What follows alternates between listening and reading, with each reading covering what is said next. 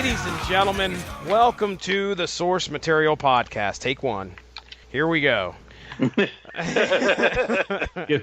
again. I wasn't even going to stop you. Like, can you do it? Can you do it without acknowledging that we do multiple takes? Thanks. No, never. So this evening we are. No, just do it right. Bullshit. I can edit Do it right. everything. He was so angry. Everything. Do it right and do it with enthusiasm. Let's take it from the top. All right, rolling.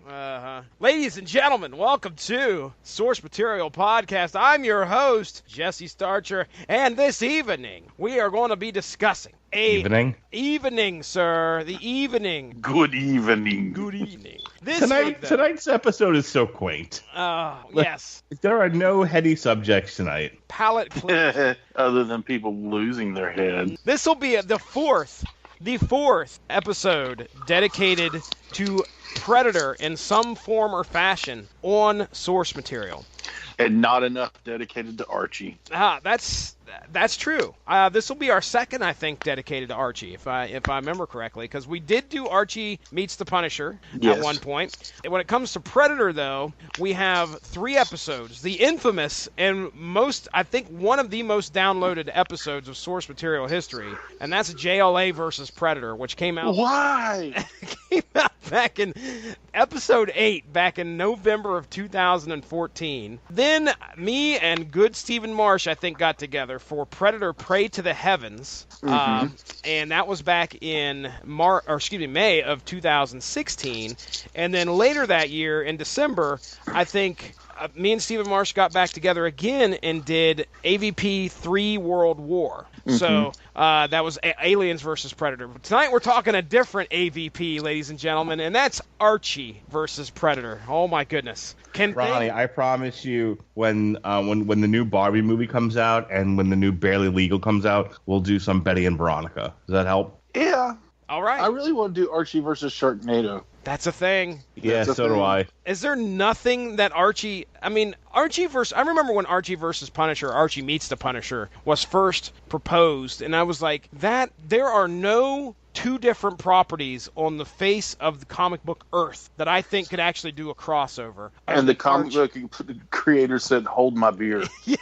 Yes, indeed. I think we need to dedicate September of 2020 to nothing but Archie crossovers. I don't know what I'm doing tomorrow. Much less September of 2020. Let's just take a look at real quick. Archie crossovers. All right. Well, a few of I'm just reading this off of Fictional Crossover Wiki. These first 2 seem pretty. This doesn't seem out of the ordinary. How's that? Okay. All right. Archie crossing over with Sabrina the Teenage Witch. That kind of happens in this story we're going to be talking about tonight. And then we have Archie crossing over with Josie and the Pussycats. Yeah, that seems like a right combination. Archie crosses over with the Peanuts. The Peanuts gang. That seems weird. Betty and Veronica issue 144 features a poster of Peanuts. Okay, well that's now we're just kind of I don't think so. We're reaching on that one. Now see, well I know this had to have happened, Ronnie. Archie and the Teenage Mutant Ninja Turtles. Because wasn't the Archie publication... I have no faith in humanity anymore. Well, you remember the Archie books, or the Archie company had the TMNT property for quite a while. They were publishing. They did? Yeah, they were publishing. If you'd go in there, they look really cartoonish. They were pretty much based off of the cartoon, if I remember right. And Archie was doing that. And then we just talked about Archie meeting the Punisher. I forgot all about Wolverine appears at the end of Punisher Meets Archie. Oh, yeah. Then we have, let's see, Archie and Sonic. Sonic the Hedgehog. That sounds horrible. Archie Predator, which we are getting ready to talk about right now. And that is horrible. That was April 15th of 2015. Then everybody gets the bug, Ronnie Adams, Mark Radlich, to cross over with Archie. And July 22nd, a mere, what is that, 4 months? April, May, 3, June, 4, something like that. A mere 3 to 4 months later, Archie and Sharknado meet in a crossover. So apparently that's got to happen at some point here on the Source Material Podcast. So, but hey, that's not what you called for, ladies and gentlemen. Tonight we're going to be going in depth into Archie versus the Predator. And like I said, came out in April of 2015. Our creators here, let me get back to the old the old notes. So this is Archie versus Predator is a comic book and intercompany crossover written by Alex DeCampi and drawn by Fernando Ruiz. Originally published as a 4-issue limited series in the United States by Dark Horse Comics and Archie Comics in 2015. So that's what we're going to be talking about. Now, Mark, you know why I ask you this all the time. Why are we doing this book? Ronnie picked it. Oh, way to go, Ronnie. I did what? I know we were looking for a book to tie in with something, though. Yes, this week, Daniel Hollywood is reviewing The Predator, and Predators, the Robert Rodriguez film, is going on trial. So let's talk about our characters. Now, Ronnie, can you give us an idea about Archie and his gang, who they are, and your familiarity with them? Well, Archie and his gang are a gang of teenage friends who live in Riverdale. And they get into all kinds of hijinks together. And it is Archie, his best pal, Jughead, his girlfriends, Betty and Veronica. He has an on-again, off-again relationship with both of them. And they are they polyamorous? Absolutely not. They're always fighting over Archie. Then you have your kind of minor characters. There's really no minor characters in the world of Riverdale. But you have Archie's part friend, part rival, Reggie Mantle, Moose and Midge, the resident nerdy smart guy, Dilton Doyle. Then you have, who else am I missing? Josie and the Pussycats, which are a all-girl rock band. You also have, all kinds. The Blossom Twins, Cheryl and Jason, and then who are, Veronica's the rich kid, but they are as well. I dare say, I think they're wealthier than Veronica and her family, or as wealthy as. And then I'm missing Pop Tate, Kevin Keller, who was actually the Archie Comics' first gay character. Help me out here. Who am I missing? Really? I think you've covered really at least nobody. The main characters. Yeah, really nobody. I haven't really missed anybody that doesn't show up frequently. You said about how there's not really too many minor characters. Granted, our main characters are always going to be Archie, Betty, Veronica, Jughead. Right. But you make a good point, because this property's been around. It'll be 80 years next year. Yeah, it's been around a long time. So that gives a lot of time to tell stories. I mean, as a comic book collector, I always look down on Archie Comics, and that's and that's understandable. If Josh Calandris was here, boy, do you remember he was just like, he couldn't even fathom picking up an issue of Archie because of how ignorant and stupid it was. And then he ended up actually reading Mark Waid, and some of the new and Chip Zdarsky and I can't remember the artist's name, but they're big time Fiona Staples. They're big time names that Josh actually enjoys. And Mark Waid has done a fantastic job on the new Archie run. Mm-hmm. Fantastic. Made it more, I'm a sucker for a teen drama. I always say that. And he's made it just like a teen drama, less dramatic than the actual Riverdale show. It is absolutely off the rails crazy, but I love it. Yeah. He's done a fantastic job with it. It's kept me interested in it. Go ahead. I was going to say, you mentioned the show, and shout out to our boys over at Kapow, the Pop Cultured Podcast. They are huge Riverdale fans. But that really has brought Archie back into the limelight, because this is a CW show. A lot of people have access to it. And as over the top and silly as it is, it's not meant to be a comedy in any way. I mean, there's some funny parts, but my goodness, it is way more teenage drama than comedy. Oh my! And there's some ridiculousness that happens in that show. But it has really brought this character, these properties to the limelight, right to the forefront of things, and it's done pretty decent. So I mean, people who watch Riverdale, and that's their first Archie Andrews experience, and they're going to be sorely disappointed when they read the old comic books. Yes, they are.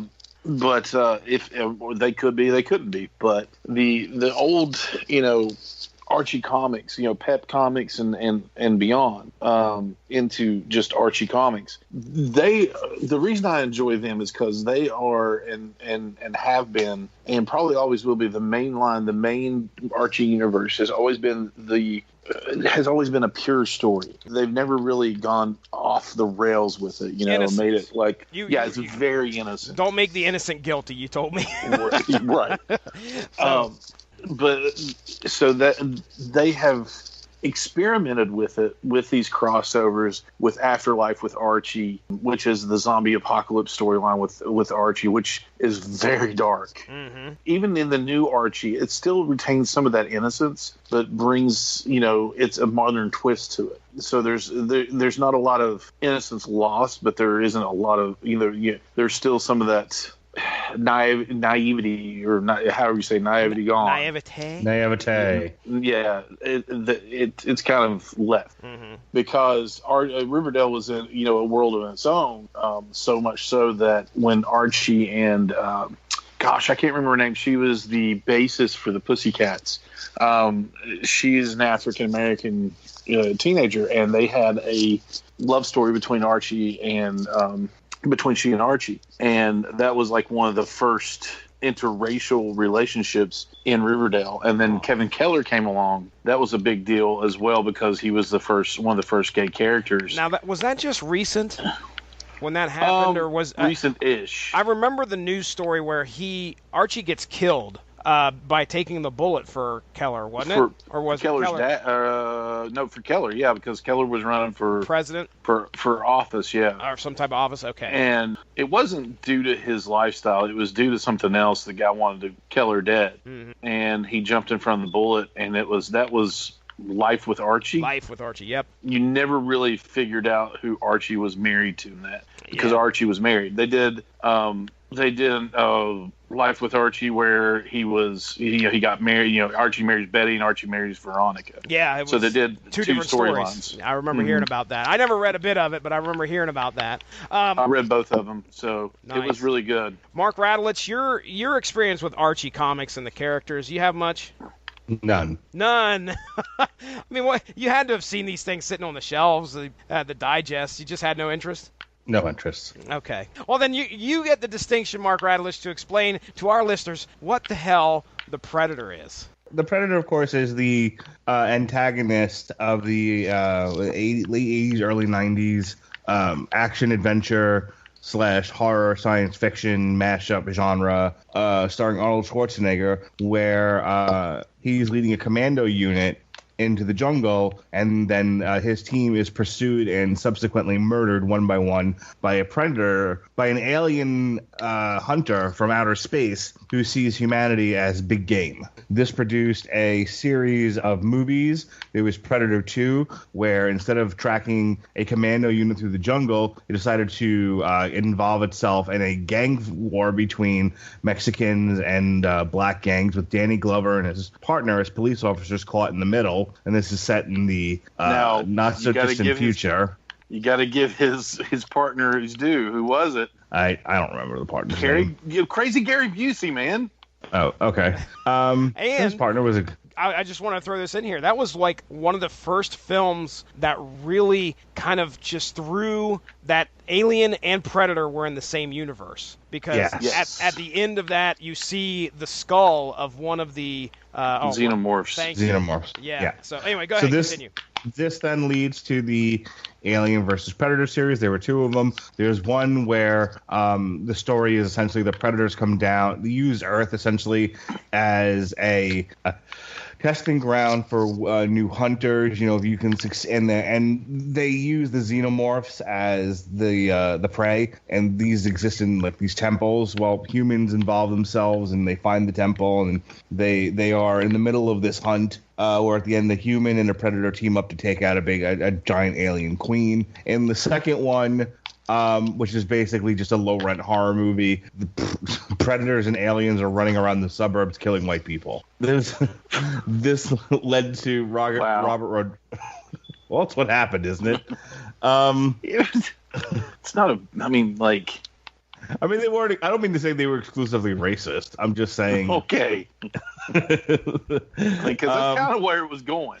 That, of course, was called Aliens versus Predator. Requiem?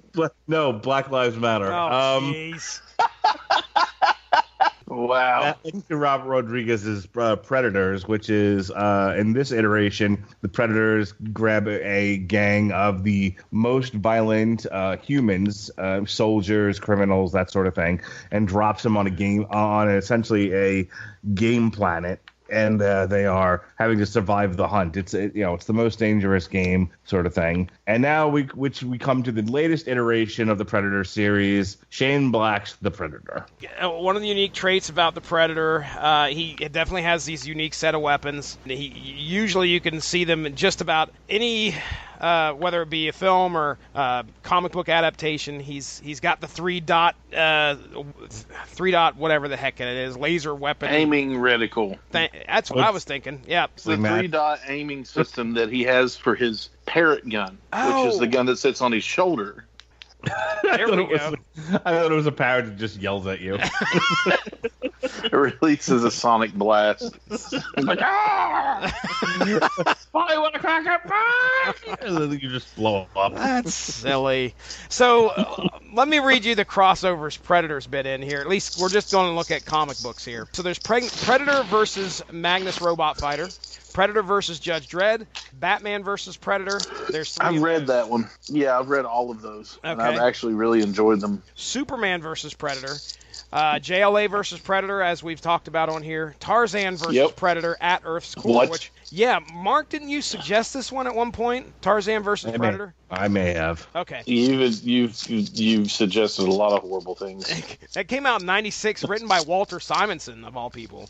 So, never mind. I want to read it now. Yeah. We had Archie versus Predator, and I'm sure there's plenty of other stuff in there. They didn't even talk about any AVP stuff that I'm sure was involved. But, all right, let's get to the story. We'll get this story. I'm going to try and do my best to summarize it as quick as possible. These guys brought This is a wicked complicated story.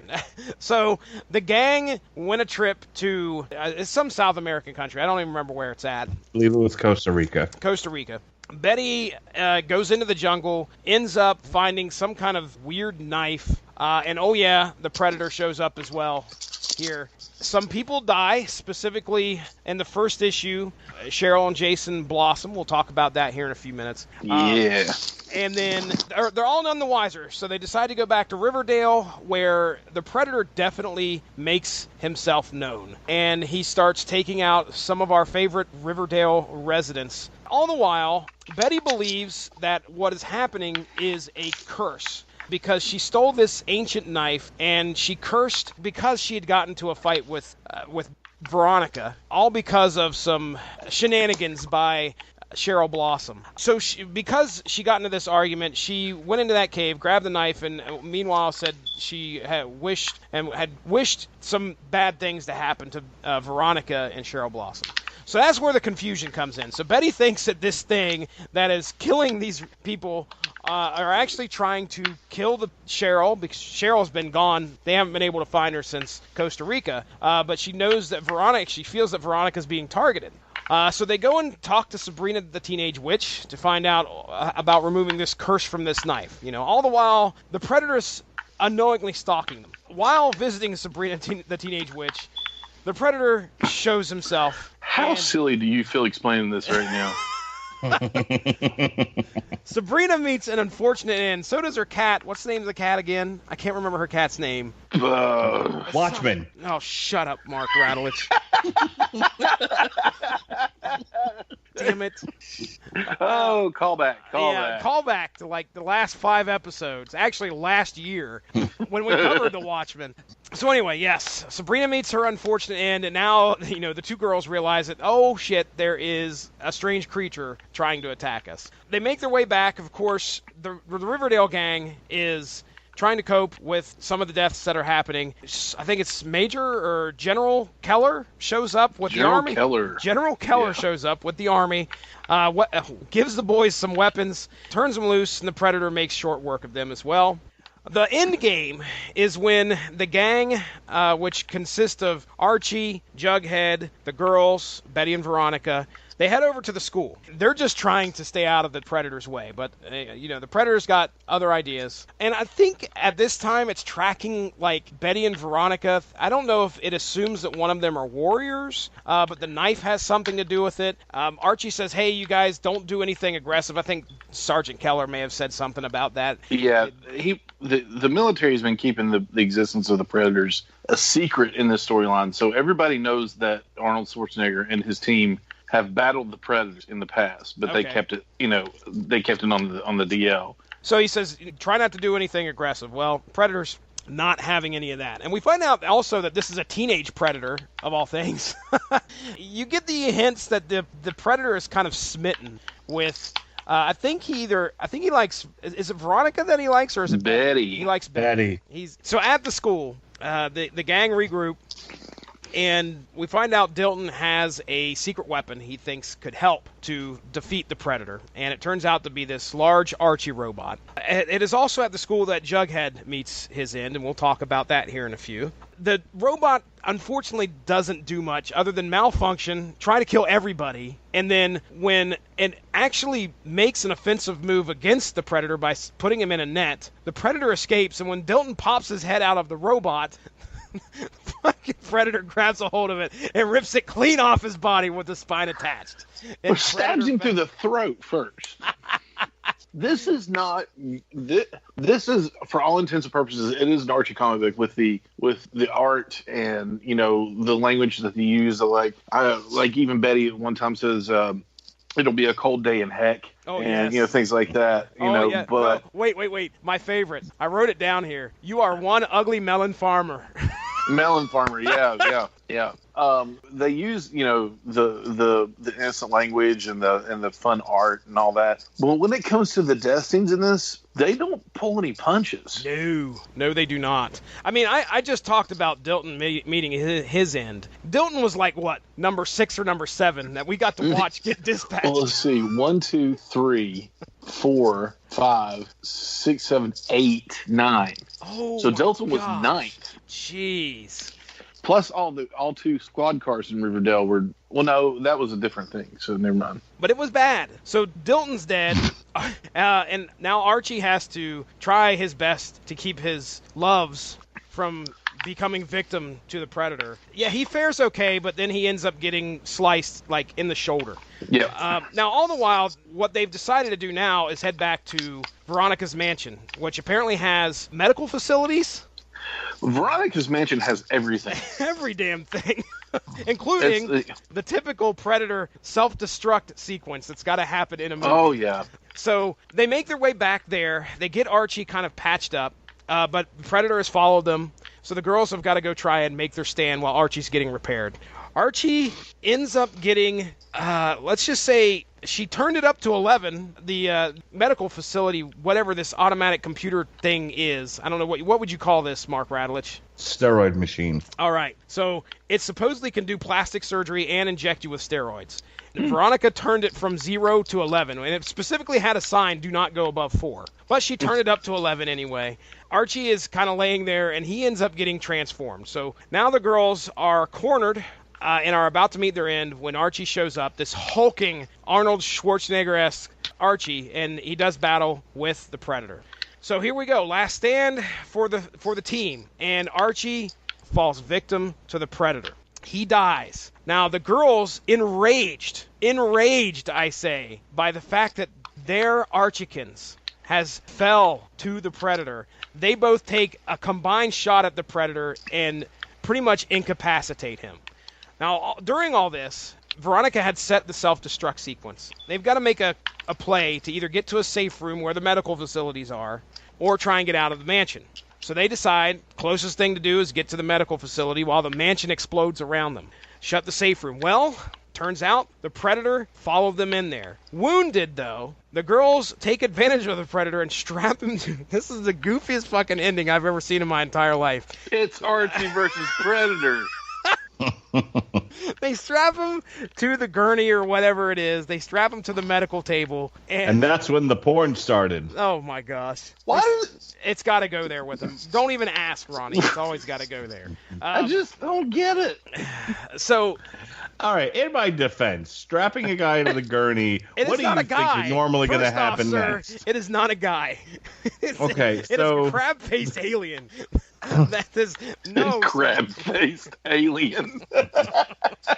No. It's an angry vagina face. Yeah, Listen, exactly. I'm just saying. Normally, and if there's a scene where women are strapping a guy to a gurney, sex follows. No, what happens in Archie comics, though, Mark Radulich, is the girls talk about fashion. No, that's not. All the men are gay? This is not Hollywood.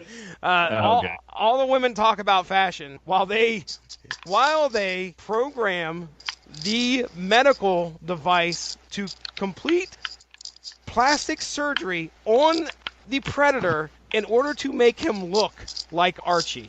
And that is where we end the book.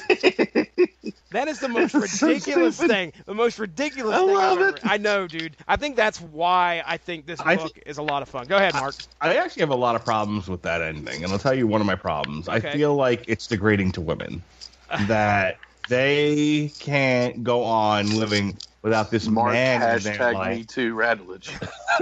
And they can't go on living without this man in their life, so they have to turn the alien into Archie because their lives need validation by Archie's existence. It's called love, Mark. I want to throw something even deeper at you, Mark Radulich. Okay. Oh, okay. Go deep on me, Jesse. Oh yeah, get ready. So. Not helping. What have you always heard that women want to do most with men? Change them.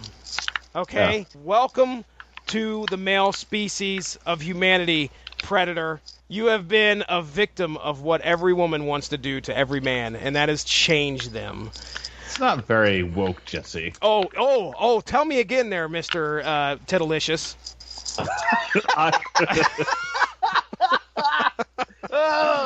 Check in mate, sir. Check in mate. And don't forget Richard Nixon and Olivia Munn's buns. I'll never forget that. No way. So that's not a very woke point of view. Okay. All right. Well, look, this 4-issue series was so over the top and absolutely absurd. I loved every little bit of it. Yeah, I really did. Yeah, it's fun. I mean, I'm making things up just to have fun with this, despite the fact that I'm really tired and I just want to go to bed. But because I'm such a silly asshole, that I still can't stop making jokes. But I'll tell you, realistically, it was just a fun little slasher comic with some family type values, characters, So as an oddball idea, it was fun. It was just the right amount of issues. Yes. And if they would have made this 6, it would have been tough. It would have wore out its welcome with me. Yeah, I don't really have a tremendous amount to say about it. Okay. Well, let's go ahead and get into our moments here, and we'll just kind of talk about what we kind of like. This magic moment. So Ronnie, you chose one of your favorite moments out of here was Cheryl and Jason. And what happened to them? Because nobody likes Cheryl and Jason. I was going to say, they were the first to go, right? Yeah. Okay. Well, the reason the Predator was drawn to this group was because of the fight between Betty and Veronica. Dilton Doily was doing his yearbook thing where, they had a fashion show on the island, like you do. Oh, yeah. I do that. To figure out... That's what we did on the cruise. We had a fashion show. Isn't Betty's your girl next door? She's your, she's every guy's dream because she can work on cars and she's, but she's also gorgeous and all that, smart, spunky, all this other stuff. So Veronica is very much the rich, entitled, pretty girl that with a heart of gold. She has a good heart, even though she's the girl that says, "Oh, my daddy can get us out of anything with his money." Yeah, much more concerned about shoes and right than the average girl. But yeah, go ahead. So Betty strikes up a deal with Cheryl Blossom, who hijacks her way onto this trip with him, and borrows one of Cheryl's fancy outfits and wins the best dress poll. Veronica says, that's, all she wanted. Why did she take that from her? So she and Betty get into a fight over that and over, claiming, the heart of Archie. Mm-hmm.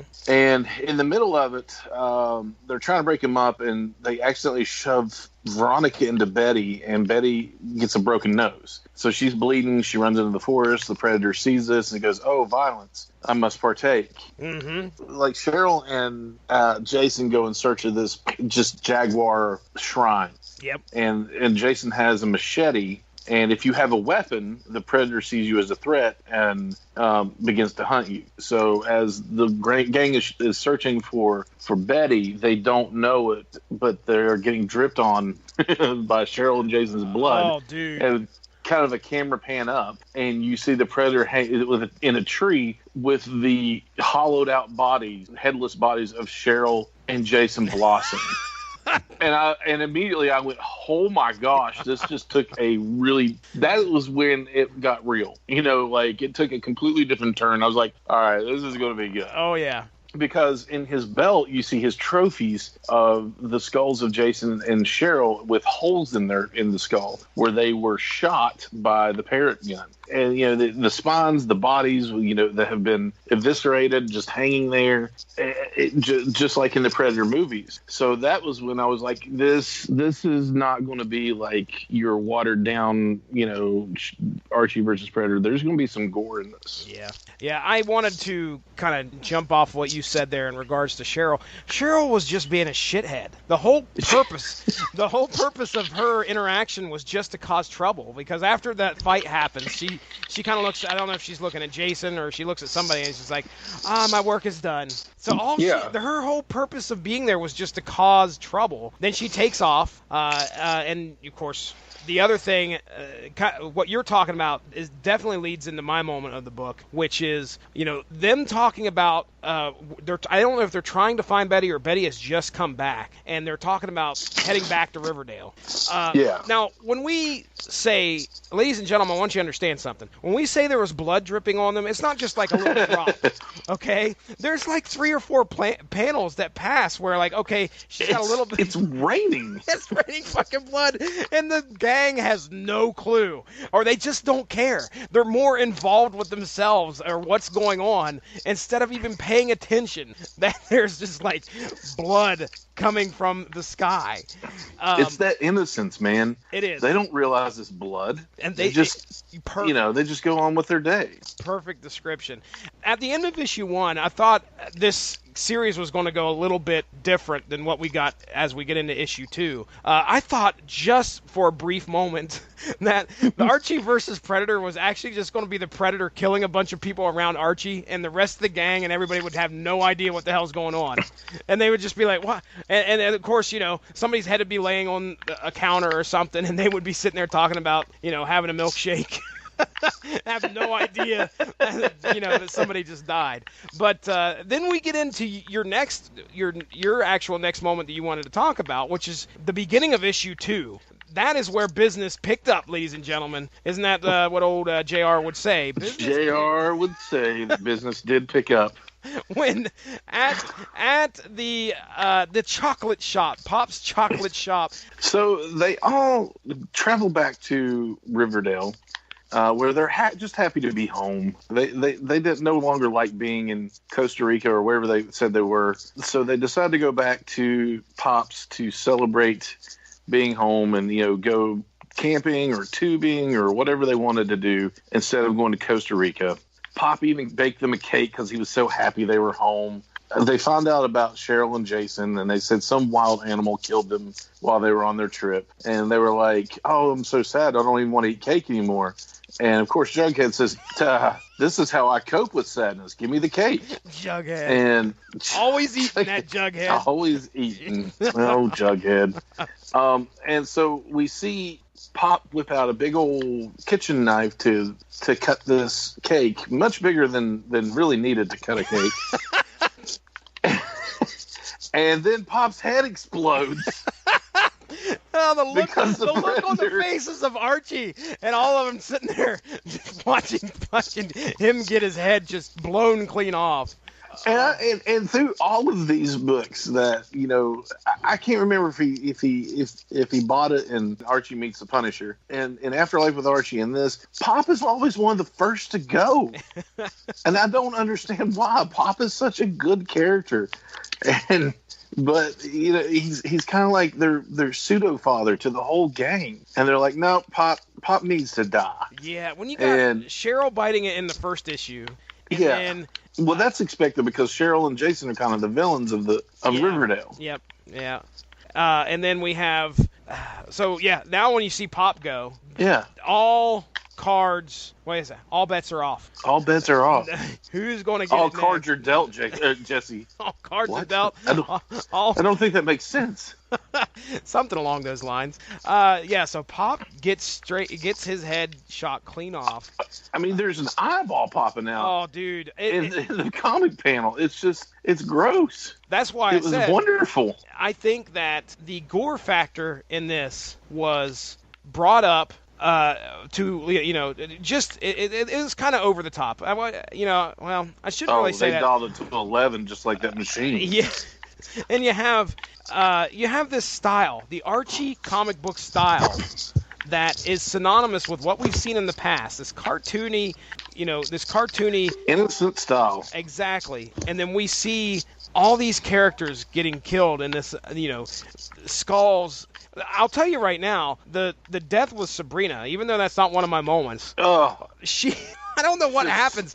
I think he cuts her, takes her head off, and as her body's like laying on the ground, he like steps on her, and just blood shoots out and covers Veronica. I was like, oh my gosh, what is going on here? He takes the iconic double-bladed, arm sword knife thing that Predators have, and just guts her with it. Mm-hmm. Then rips her head and spine out like, Predators tend to do. Steps on her to shoot blood all over Veronica. So nasty. It was just so over the top and unneeded and glorious. As far as that goes, it was just ridiculous and disgusting. It was. Really was. Mark, you said, I was kind of worried about the old wretch factor for you. I know you've got a bit of a weak stomach. We've talked about that on the Metal Hammer of Doom and other shows, but you said you had no problem with that here. Is that because of the style, or was there any points throughout here that you were like, okay, I can't take that? No, I got through most of it with it being just fine. I mean, it's so funny, the contrast with all the gory murder, and the fact that they're, such softly drawn characters. Mm-hmm. I honestly, it didn't really bother me. Okay. We talked about Sabrina's death, which I thought was pretty gruesome. Let's talk about Jughead there, Mark. Oh. What happened to poor Juggy? It's funny. The reason why I wanted to talk about Jughead, because it was such an ode to like every horror movie ever. There's always the one guy doing something like really innocent, really trying to take care of himself, and then the monster comes up from behind. Mm-hmm. It's like, and that's what I wanted to say. It was like this wasn't just like, we'll throw the Predator into Riverdale and see what happens. They very much did a classic horror movie. You have, teenagers, you have a monster that's stalking them and striking them down, and the kills are very reminiscent of the kinds of kills you would see in a classic horror movie, classic slasher movie, I should say. Mm-hmm. They went out of their way to give you that sort of classic horror or slasher content. And I thought they did a good job with it. I thought the best kill was Jughead's. It might not have been the goriest, but I feel like it was the most. It was the best nod to classic slasher. Why don't you go ahead and let our listeners know how Jughead meets his doom? Oh, he's trying to get like candy out of a vending machine, and then the Predator comes up behind him, and I think he pulls a skull and spinal cord out of his body, like you do. Like you do. And Ronnie, who finds poor Juggy? Archie. None other than his best damn friend. It was so heartbreaking because he just, he was running, yelling his name, or Jughead. No. So more heartbreaking: Jughead, Archie finding Jughead dead, or Huckleberry Hound killing himself because he got hit in the face with his lumber spoon. Jughead, Archie finding Jughead. I don't know if Ronnie because has no everybody heart. in that comic in that Snagglepuss comic book deserves to die. So that may sound harsh, listeners, but I hated that book. I mean, I wonder if there's a lot of slash fiction with Archie and Jughead. I'm just wondering. I guarantee you there is. Guarantee you. I'm done with this. I want to do. Ron, you want to read some? No, I don't. No. Leave it be. I want to do a panel breakdown here of Archie finding Jughead, okay? So Archie running to try and find Jughead, who he last saw in front of a vending machine, okay, like Jughead does, sees a candy bar on the floor, knows that that's probably where his buddy's at, but unfortunately slips and falls on the puddle of blood, gets up, notices his hand is covered in something, which happens to be Jughead's intestines. And then as he looks up, the vending machine is broken. And there, for purchase, Ronnie Adams, for purchase, you could put coins in this vending machine, and you could get a Jughead skull and spine. I wonder how much it costs. I'm going to rate. I'll go 50. I mean, the average in a vending machine is like $1.25. So okay, there you go. Man, so it's not enough. Not enough. Okay, here's how it led up to Jughead's demise. General Keller, who's Kevin Keller's dad, and a military general, Army general, decides it's a good idea to take these young teenage boys and arm them with automatic weapons and grenades. Wasn't it Moose running around with a damn squirt gun?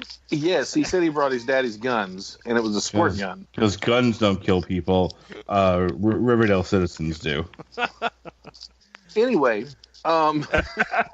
so Sergeant Keller, so General Keller hands out automatic weapons to Moose, Kevin, Midge, and Moose, Reggie, but so he hands them weapons, and they were like, we need bait, and so they decide to use one of the girls as bait, and which is not going to happen when on Archie's watch.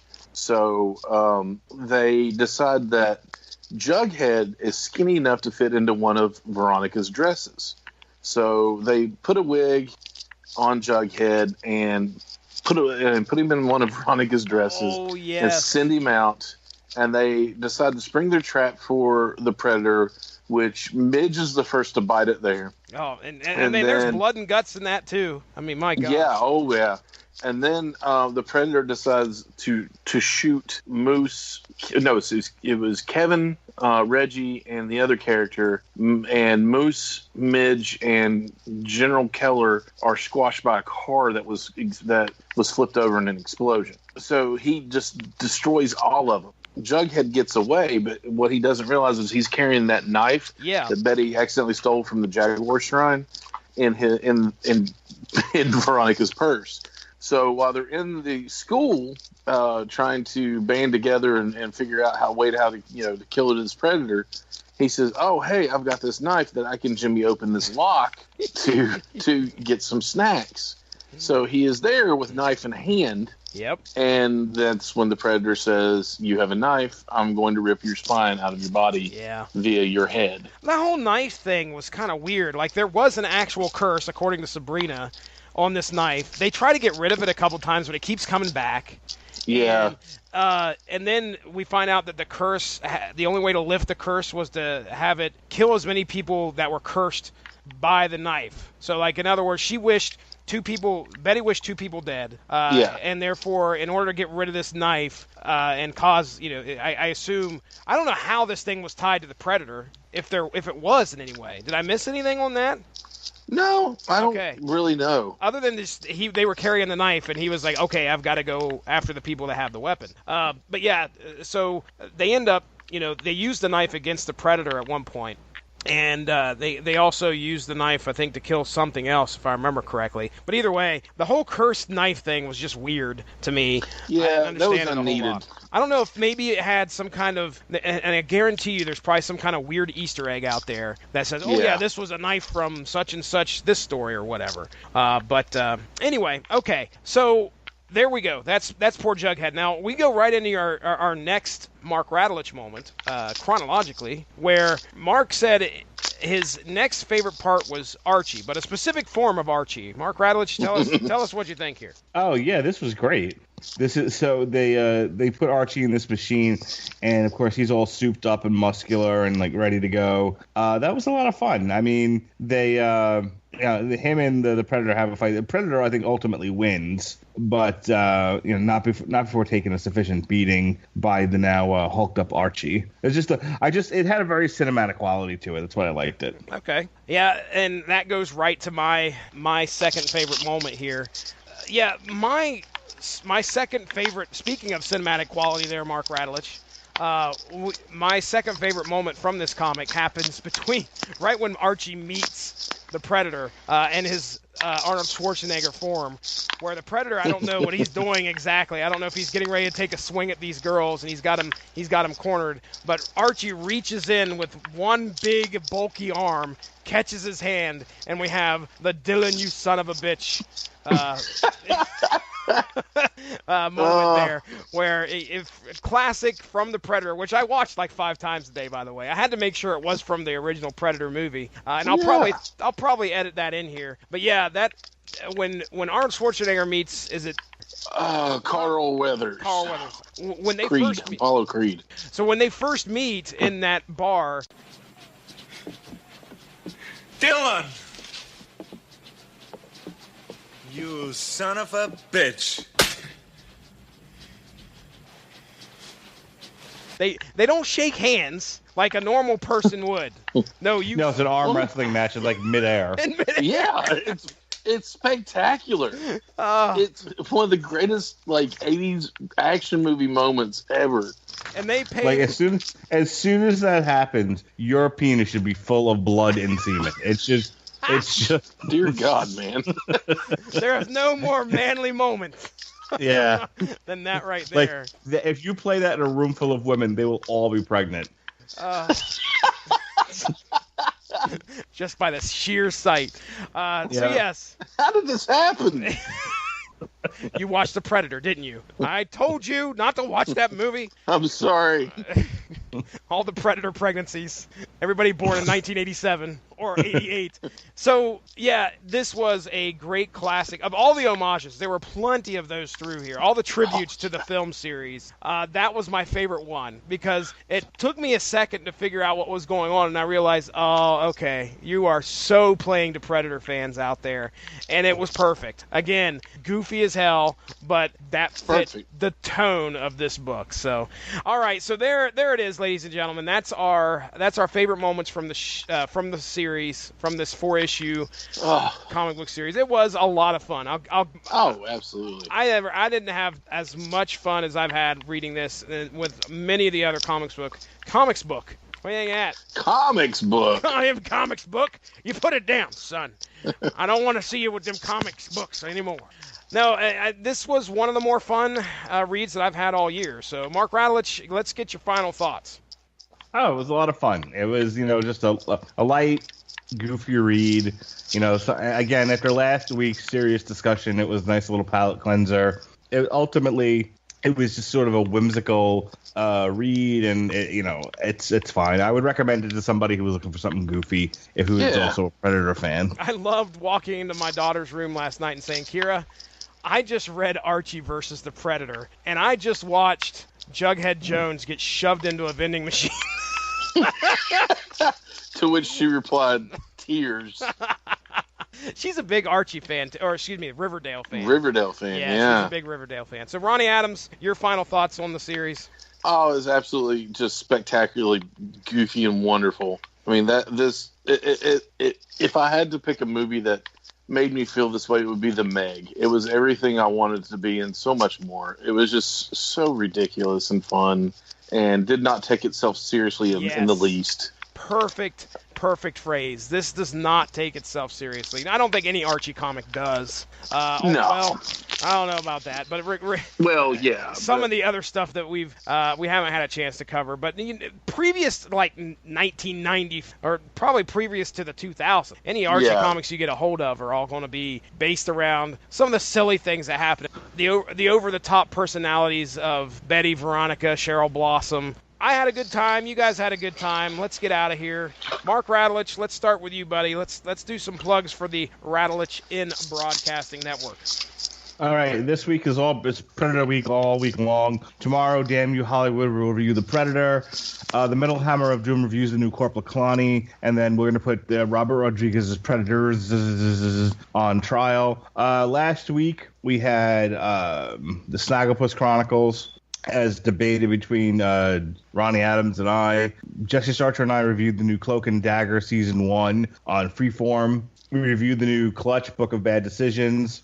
And then Sean Comer and I reviewed Netflix's Insatiable Season 1 starring Debbie Ryan. Everyone is gay. Just everyone needs to know that. If you're a guy, Hollywood says you're gay. So whether you realize it or not. It's not me saying it. It's not my fault. Hey, I remember distinctly on the last podcast you said everybody was communists and homosexuals. So I remember that being said. That's what Hollywood told me. And then on Saturday, the 15th, Ronnie Adams and I put out a pair of podcasts. One, there was a Screaming Boy exclusive to the Radulich and Broadcasting Network, where we just did a quick review of the DC Universe app. Ronnie Adams and I played with it for a little bit and looked through all its features. And then we used it to do a second show. It's a TV Party Tonight Extra, where we did a commentary over Superman Unbound. Then Ronnie Adams, why don't you go ahead and plug your stuff there, bro? I do a show called the Scream Boy Podcast. We are on a bit of a hiatus, which we're coming back very soon. Not just to, not just the what's it called, the specials here, but we're going to be exclusives, so we're going to be doing, other shows as well. As of right now, by the time this goes up, I will have already attended the Greensboro Comic-Con, so be sure to look out for some pictures from that. I'm on my way to the Fayetteville Comic-Con in October, so there will be some Screen Boy, updates and photos on that. We just have a lot of cool shows that are up on the network, that are up on iTunes, Stitcher, TuneIn, iHeart, all that. It's just go check us out. We've had a lot of fun in the past. We're gonna have a lot of fun in the future. Give us a like on any form of social media or a follow. Subscribe to us. Give us the rating, whatever you can, and just keep in contact with us. We love to hear from you. All right, ladies and gentlemen, that's Ronnie Adams over there. There's Mark Radulich. I'm Jesse Starcher. This has been Source Material. We'll check you later. You have a great one. Bye-bye.